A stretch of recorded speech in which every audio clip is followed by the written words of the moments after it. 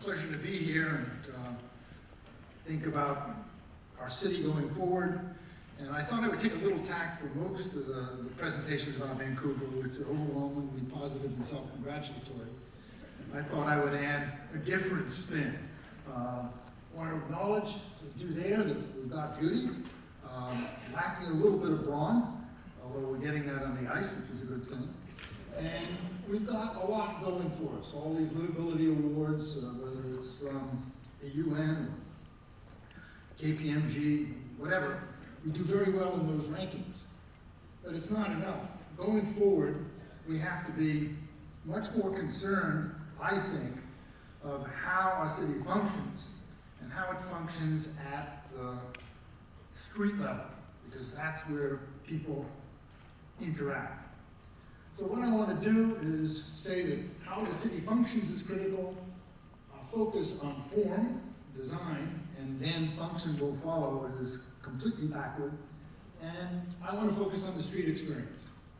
So there are going to be 7 areas where I want to illustrate through slides that we have done somewhere between a bad and awful job. The worst job, we don't have enough time. I would need 70 minutes to document how awful we've been at integrating transportation and land use. That's a whole different week's lecture. So I'm just going to focus on these 7 issues. On the next slide. These are things that have been very well done around the world and are things that we see as hallmarks when we go and see, I like that city. That was a great experience. Because it's from the personal experience back. So the 7 areas I want to look at are pedestrian zones. It's notable we have no pedestrian streets in Vancouver. Outdoor dining and sidewalk cafes, something everybody loves about Europe and other cities, and certainly adds to the liveliness of our city. It's very difficult to get licenses to do those things. Mid-block walks and arcades. We don't have any. Our blocks are quite long downtown, and when you look at some of the examples I have, where you cut a block in the middle, create a shopping experience, weather protected, and it really adds to the enjoyability of the city. The 4th area is indeed weather protection. Today was a nice day, as we've noticed, many days aren't. We have made some paltry attempts at having little glass shelters that you can walk under on some blocks. But we really haven't addressed the issue of how people can still enjoy the city when it rains and when it's cold and nasty. And we, again, Canada is a world leader in this, and we are not a follower. We are a world-class laggard. Street fairs. When I came to Vancouver in 1968, one of the great things was Greek Days. We actually closed Broadway. I suspect we didn't go to the fire marshal and all the other people who could say no. This makes most cities highly enjoyable, but this city is a permit-driven city. It's tougher to get this stuff done. The 6th area is urban activity-filled waterfronts. We have beautiful waterfronts recently. When I came to Vancouver in 1968, I was stunned that you couldn't get to any of the waterfronts. There were rail yards here. Falls Creek were rail yards, and the Fraser River was filled with sawmills or fish nets. And we haven't done anything. We've made beautiful parks, beautiful walkways, but they're not really active. And the last issue is, while we've got those waterways, why don't we build some bridges across places like Falls Creek so people can enjoy both sides of the creek in a rather easy way. So that's one of these.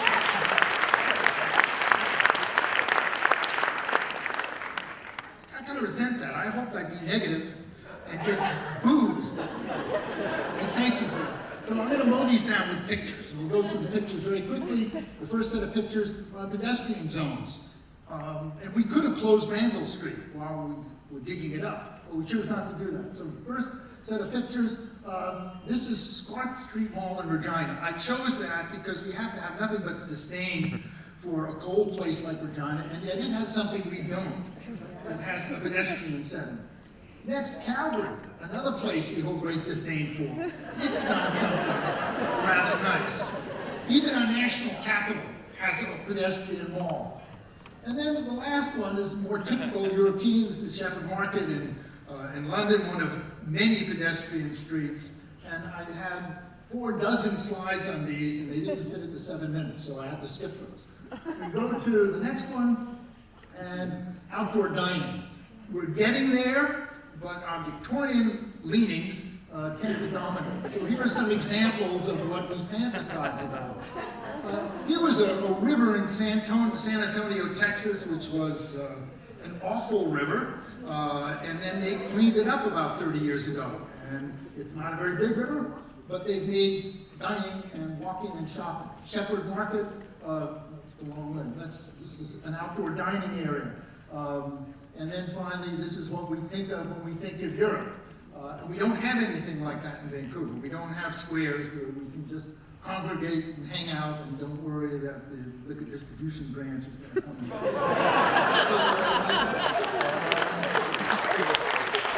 Big block walks. This is, again, these arcades, just to show you what I mean.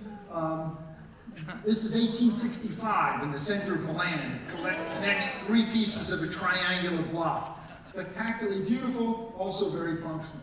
The next one is in London, that's Melbourne, the Victorian Arcade, and then the last one I think comes from London, the Piccadilly Arcade from 1816. These are not new ideas. I'm not talking about radical change. I'm just talking about stealing the best from around the world.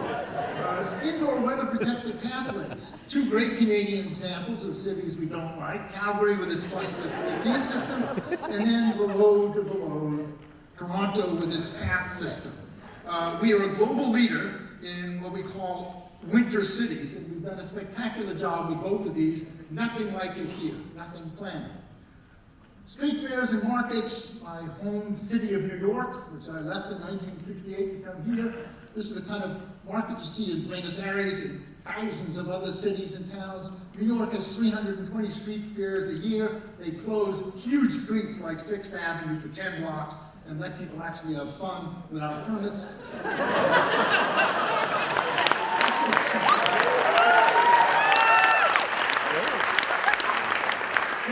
Road in London, Saturday and Sunday mayhem, wonderful place to be.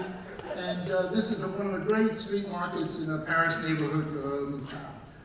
Next, we're going to look at activities on the waterfront, not just trees.